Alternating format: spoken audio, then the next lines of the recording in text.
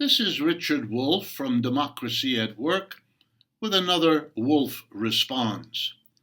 Today I want to talk to you about profits, what they are, and how they are used in our society to do something that isn't in the interests of the vast majority. I'm thinking of words and phrases like profit is our bottom line, profit is how markets work, profit is what is the ultimate goal of our enterprise. A profitable enterprise is a successful one, and so on. I want to show you that that's a mistake, and that it is a mistake that has a purpose that should make you very suspicious. Here we go. In every enterprise, every company or business or firm that produces anything, any good or any service, when it's finished producing and it sells its output, it receives in return revenue.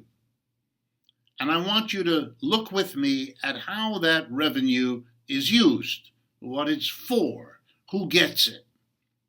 And we can divide the revenue into three simple parts. The first part of the revenue pays for the tools, the equipment, and the raw materials used up in the production. If we use the example of a chair-making enterprise, this first part pays for the lumber, the glue, the nails, the saw, the hammer, all of the equipment, tools, equipment, and raw materials used up in making a chair. The second part of the revenue you get when the chair is sold pays for the labor involved in making a chair. The labor of the deliverer, the labor of the woodworker, the labor of the hammerer, the labor of the man or woman who supervises, and so on. And then there's a third part of the revenue that goes to whoever owns the enterprise. The profiteer are the owners. They get the profits. The workers don't. The companies that provided the inputs, tools, equipment, and raw material, they don't. Those companies get paid for the products that are inputted. The workers get paid for the labor they perform. The owners get the profits. That part of the revenue is theirs. It follows, like the night the day, that to say that an enterprise exists to make a profit, that an enterprise is successful to the extent that it makes a profit, is to think that the enterprise exists only for or primarily for the owners. They're the ones who want to make profit the bottom line because they get the profit. For the workers, the profit isn't the bottom line. Not at all. For them, what matters about the enterprise is the quality of the work experience, what life is like 5 days a week from 9 to 5, and what kind of income they get for the labor that they contribute. That's what interests them. If your wages go up, you feel good, you feel benefited, because you are. If the profits go down, that's not your problem, is it? That's the problem of the owner.